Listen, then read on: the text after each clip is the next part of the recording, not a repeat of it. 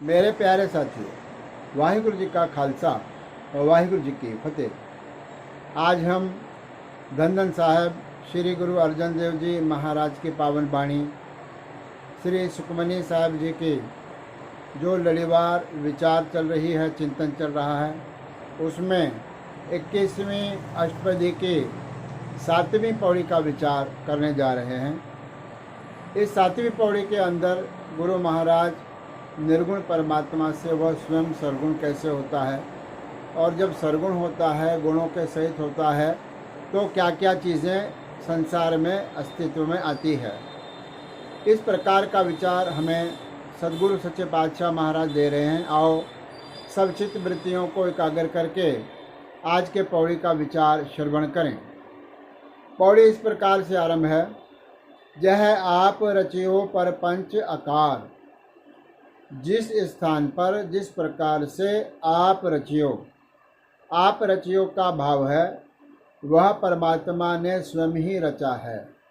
उस परमात्मा ने स्वयं अपने सृष्टि को रचा है। परपंच आकार क्या रचा है? सारे आकार का प्रपंच उसने रचा है। सारे कायनात को अस्तित्व में लाने वाला वह आप ही है। सारा प्रपंच, सारा आकार उस परमात्मा से आया है जो शून्य में था। उस शून्य से वह सरगुण स्वरूप हुआ।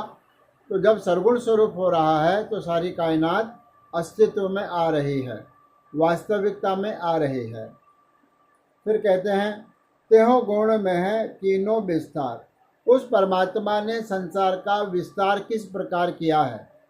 तेहो गुण बोले तो तीनों गुणों का आकार करके, तीन गुणों के अंदर उस संसार को निर्माण किया है। यह तीन गुण माया के माने गए हैं। जैसे पहले कहा गया है शिव शक्ति का मेल। शिव का अर्थ परमात्मा है, शक्ति का अर्थ है प्रकृति या कला। यह शक्ति का अर्थ है जो प्रपंच हम देख रहे हैं वह कला, यह भी शक्ति है, यह भी माया है। माया के तीन रूपों में सृष्टि को रचा गया है। माया के तीन रूप कौन से हैं? सतोगुण, तमोगुण और रजोगुण। यह तीन माया के गुण माने गए हैं। जो जीव इससे परे हो जाते हैं वह त्रिगुणातीत हो जाते हैं, अर्थात तीन गुणों से बाहर हो जाते हैं। चौथे पद में उनका निवास होता है। परमात्मा ने क्या किया? तेहो गुण में कीनो विस्तार।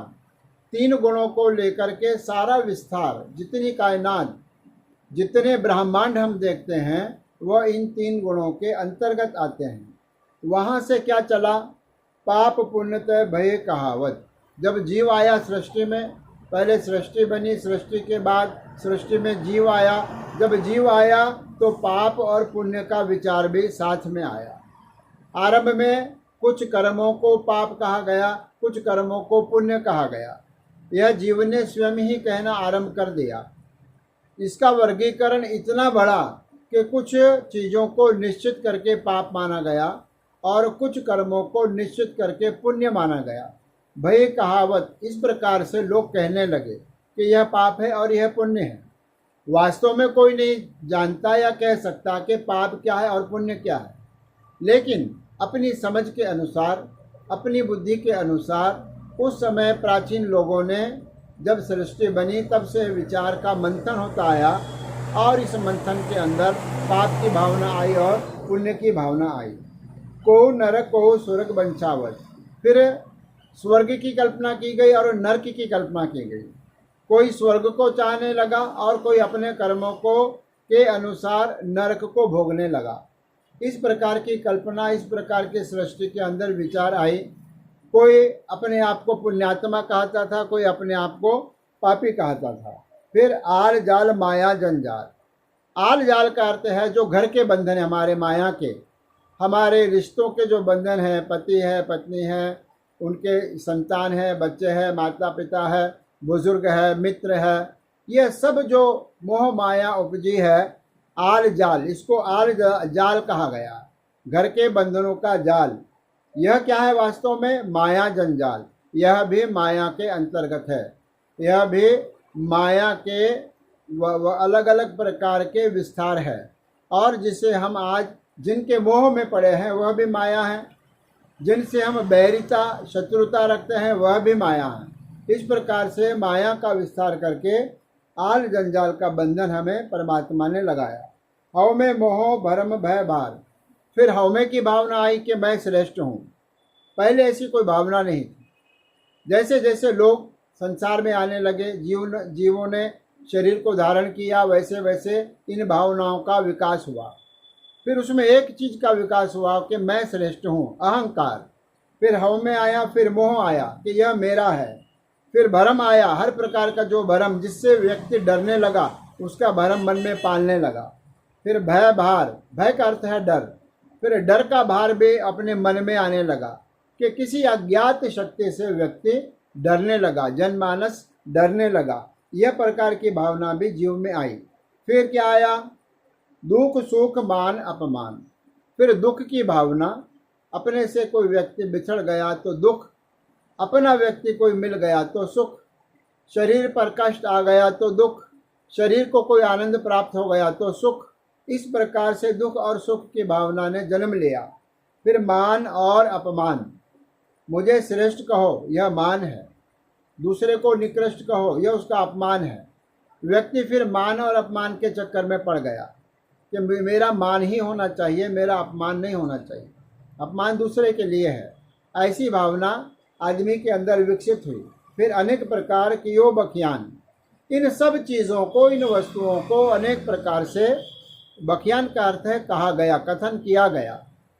पाप की भावना, पुण्य की भावना, सुख की भावना, दुख की भावना, मान और अपमान की भावना, श्रेष्ठता और निकृष्टता की भावना, स्वर्ग और नरक की कल्पना। इस प्रकार के विचारों से अनेक प्रकार से व्याख्यान कहे गए। आपन खेल आप कर देखे। पर वास्तव में क्या था? ज्ञान की बात तो यह थी कि वह परमात्मा स्वयं अपने खेल को कर रहा है और स्वयं अपने खेल को देख रहा है, कर देखा है, करके देख रहा है। वास्तव में तो ज्ञान यह है। बाकी का जो ज्ञान संसार में आया वह बहुत महत्व का नहीं है। महत्व का ज्ञान यह है ये कि यह सब कुछ परमात्मा ही करवा रहा है। लेकिन जब ये खेल हो रहा है तो खेल हमेशा चलेगा क्या? खेल हमेशा नहीं चलेगा। खेल को भी एक दिन संकोच लिया जाएगा, जिसको हम प्रलय कहेंगे, या जिसको हम जस्टिस डे कहेंगे, या जिस प्रकार अलग अलग लोगों ने अलग अलग इसके नाम दिए हैं। किसी ने कयामत कहा है, किसी ने जस्टिस का डे कहा है, किसी ने प्रलय कहा है। होगा क्या वास्तव में? महाराज कह रहे हैं खेल संकोचे तो नानक एक है। जब ये सारे सृष्टि का खेल, जिसमें जीव भी है, प्राणी है, सब कुछ है, यह खेल खेलवा रहा है परमात्मा। जब परमात्मा चाहे कि मैं इसको संकोच लूँ, जैसे गारोड़ी का खेल वाला अपने खेल का तमाशा बिखारता है और समय आने पर उसको संकोच लेता है, पूरी सृष्टि उस परमात्मा के लिए गारोड़ी के खेल जैसा है। जब वह परमात्मा चाहे कि मैं इसको संकोच लूँ, वह संकोचता है। खेल संकोच है। ये सारे सृष्टि रूपी खेल को जब संकोचता है परमात्मा, इकट्ठा कर लेता है, स्वयं में मिला लेता है, तो नानक एक है। ता फिर उसी प्रकार से परमात्मा शून्य में वास करता है। फिर उसी प्रकार से जैसे पहले के पौड़ियों में कहा गया है कि जब ये कुछ भी नहीं था तो परमात्मा था, फिर उस प्रकार से आगे भी सृष्टि नहीं रहेगी, ब्रह्मांड नहीं रहेगा, कुछ भी नहीं रहेगा, दृश्यमान जगत नहीं रहेगा, उस समय भी केवल परमात्मा रहेगा। इस प्रकार के सुंदर विचार इस पौड़ी में गुरु महाराज ने की है। इसके बाद इस अष्टपदी की एक अंतिम पौड़ी रहती है, जिसके विचार हम परसों करेंगे। आज इतना ही। धन्यवाद।